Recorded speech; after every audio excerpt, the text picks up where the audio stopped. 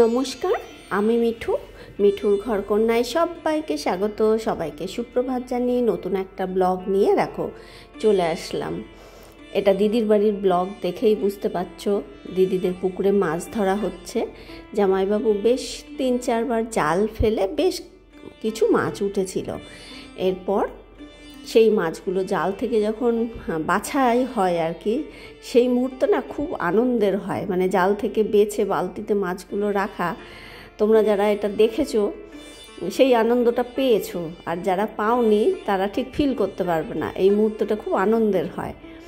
তারপর দেখো, এটা হচ্ছে দিদিদের স্যালো মেশিন। এই মেশিন থেকেই জল মাঠে যায়, মানে মাঠে যখন যে ফসল হয়, সবজি হয়, নালা দিয়ে এই জলে কিন্তু সারা বছর যখন বৃষ্টি হয় না, এই জলের উপর ভরসা করেই কিন্তু মাঠে সবজি ফসল আর কি চাষ হয়।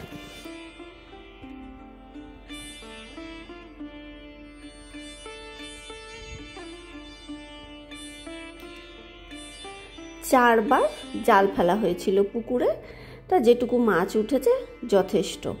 এরপর দেখো, আমি তো এরকম মাঠে ঘাটে চড়ে বেড়াতে ভালোবাসি। খানিক জলে ঝাপাঝাপি করলাম, খানিক এরকম ধান ক্ষেতের পাশে হাঁটাহাঁটি করলাম। সত্যি বলছি, এগুলো আমরা আমি ছোটোবেলাতে মামার বাড়িতে গিয়েও করতাম। অনেকেই হয়তো কাদায় পা দিতে ঘেন্না পায় বা ভালোবাসে না, আমি কিন্তু কাদা ঘাটতে ভালোবাসি। এই দেখো, এতটা মাছ হয়েছিল। এবার এই মাছ আমি আর দিদি বসে বসে কাটলাম। আমি সব আঁশ ছাড়িয়ে দিয়েছিলাম আর দিদি কেটেছিল। এরপর আর ভিডিও তোলা হয়নি। রান্না বাড়ি সেরে দুপুরে তাড়াতাড়ি খাওয়া দাওয়া করে নিয়েছিলাম, কারণ আমরা আবার বেরিয়ে আসবো। গিয়েই আবার নিমন্ত্রণ আছে একটা অন্নপ্রাশনের, যে কারণে আমরা 3টে নাগাদ বেরিয়ে পড়লাম। কারণ দিদিদের বাড়ি থেকে কল্যাণী যেতে 1.5 ঘন্টা লাগে, কিন্তু কোনো সময় রাস্তায় ভিড় থাকলে একটু দেরিও হয়ে যায়, যে কারণে আমরা তাড়াতাড়ি বেরিয়ে পড়লাম।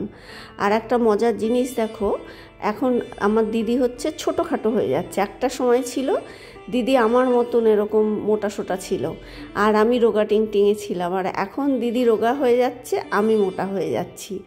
সময় কিভাবে পাল্টায় না। সত্যি আমি এই ভিডিওটা এডিটিং করার সময় মনে হচ্ছিল যে একটা সময় আমি কি রোগা ছিলাম আর দিদি মোটা হয়ে যাচ্ছিল, আর সেটাই দেখো এখন উল্টে গেছে।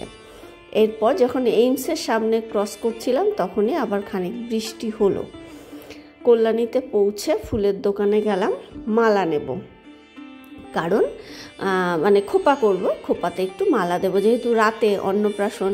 আর সত্যি বলছি, আমি না এত বছর কল্যাণীতে এসেছি, রাতের সেরকম জাঁকজমক অনুষ্ঠান পাই না। ছোটোখাটো জন্মদিন পাই, সেখানে তো আর খোপা টোপা বেঁধে মালা দেওয়া যায় না।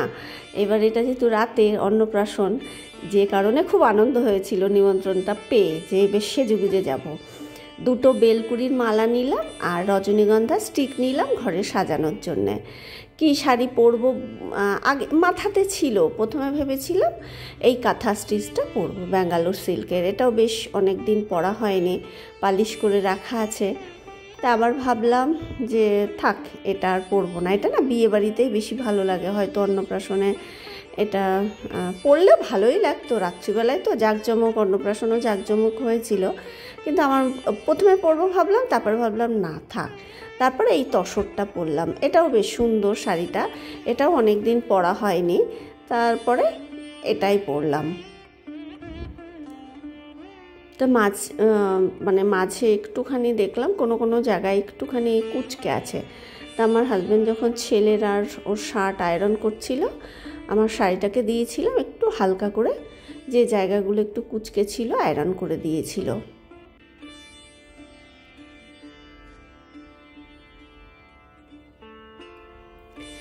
এরপর দুপুরবেলায় রেস্ট করে আমি শাড়িটা পরে গয়নাগাটি নিয়ে আমি পার্লারে চলে গেছিলাম খোপাটা বাঁধতে। মেকআপ আমি নিজেই করেছি, দেখে বুঝতে পারছো, কারণ পার্লারে না ওদের মেকআপের কিছু ছিল না। আর সত্যি কথা, আমি ভেবেছিলাম মেকআপ যদি করতো হালকা সামান্য, তা ওর মেকআপের কিছু ছিল না বলে আমাদের ঘরের কাছাকাছি যে রুমার পার্লার আছে, ওখান থেকে শুধু চুলটাই বাঁধলাম। কারণ আমি না নিজে খোপা বাঁধলে আমি দেখেছি বিচ্ছিরি হয়ে যায়। বিচ্ছিরি খোপাটা কিন্তু সুন্দর হয়, তারপরে চুলগুলো খুলে যেতে থাকে। সিল্কি চুল তো আমার পুরো খুলতে থাকে। এরপর দেখো পৌঁছে গেলাম এর ছেলের অন্নপ্রাশন। এর নাম জুই। যাওয়ার সাথে সাথেই বললো মিঠু দিয়ে আসো ছবি তুলি। তো ওর পাশে দাঁড়িয়ে পড়লাম। সেই সুযোগে আমার বরের কাছে মোবাইলটা দিয়ে বললাম আমার ভিডিও একটু তুলে দাও।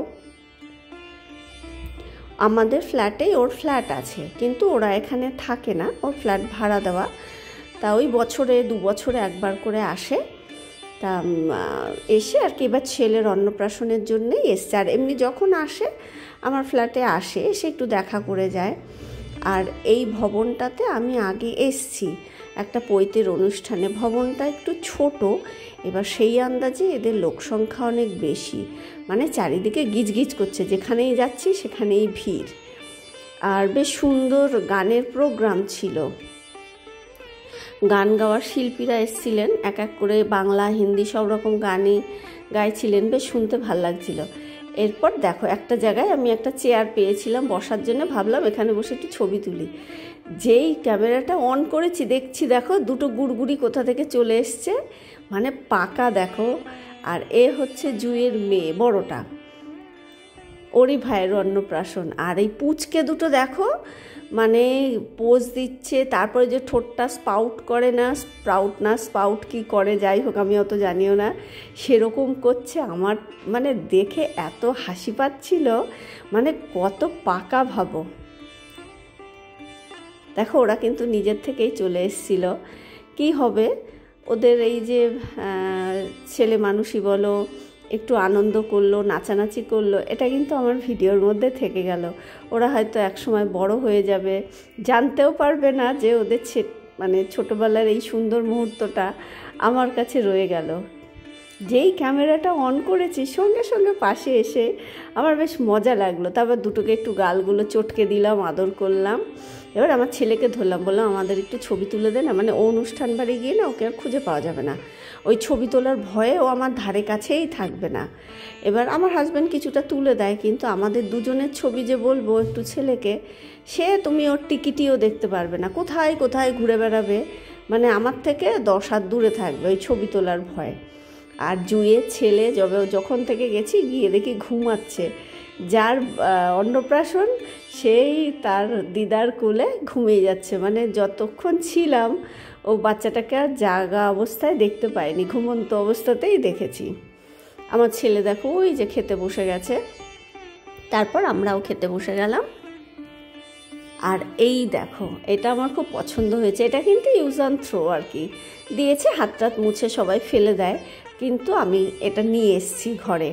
এটার মধ্যে হাতও মুছিনি, আর এটা স্মৃতি হিসেবেই থাকবো, হয়তো ব্যবহারও করবো না। ওইটুকুনি ছোট্ট গামছা, ও তো আমি শুধু ঠাকুরের জন্যে কিনি, এটা তো আর ঠাকুরের ব্যবহার করবো না, কিন্তু তবুও ঘরে থাকবে স্মৃতি হিসেবে। আর এটা হচ্ছে একটা করে কি রিং দিয়েছিল, যার পেছনে মেনু ছিল, অনেক আইটেম ছিল, এত আইটেম না খাওয়া যায় না। আর সত্যি এমনি আমরা খানেদার না, তার মধ্যে এত কিছু আইটেম আরও খাওয়া যায় না। ভেজ কাটলেট, কড়াইশুঁটির কচুরি, স্টাফ পটাটো, তারপরে হচ্ছে ডাল ভাত, ভেটকির পাতুরি, 2 রকম মাছ ছিল, ইঁচড় চিংড়ি ছিল, মাটন কষা, পোলাও, আইসক্রিম, মিষ্টি 2 রকম ছিল, যেরকম থাকে, প্রচুর আইটেম ছিল, এত তো খাওয়াও যায় না। তারপরে খানিকক্ষণ বসে আমরা যে ফাংশন হচ্ছিল গান শুনলাম। এবার এই ফুলের জায়গাটা আমার অনেকক্ষণ ইচ্ছা করছিল একটু ছবি তুলবো, কিন্তু আমার হাজব্যান্ড তুলবে না। তারপরে যাই হোক একটু ফাঁকা হলে রাজি হয়েছিল, কিন্তু এসে দেখছি মানে ছবিগুলো কেমন কালো কালো আসছিল, মানে লাইটটা ঠিক পড়ছিল না বলে ছবিটা কালো আসছিল। এরপর খানিকক্ষণ জুইয়ের বরের সঙ্গে কথা বললাম, তারপর জুই আজকে ব্যস্ত, ওর সঙ্গে কথা বলে আমরা বেরিয়ে আসলাম। এসে আমি যখন খোপার জন্য 2টো বেলকুড়ির মালা কিনেছিলাম, রজনীগন্ধা স্টিক কিনেছিলাম ঘরে রাখার জন্যে, তাই সেই স্টিকগুলোকে ফুলদানিতে সাজিয়ে রাখলাম।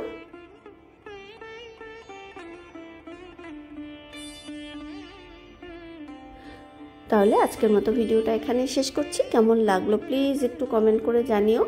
ভালো লাগলে ভিডিওটা লাইক করে আমার চ্যানেলটা সাবস্ক্রাইব করে দিও। যারা আমার ভিডিও রোজ দেখছো, লাইক করছো, কমেন্ট করছো, সাবস্ক্রাইব করছো, সবাইকে অসংখ্য ধন্যবাদ। সবাই এভাবেই আমার পাশে থেকো, সবাই খুব ভালো থেকো, সুস্থ থেকো, টাটা।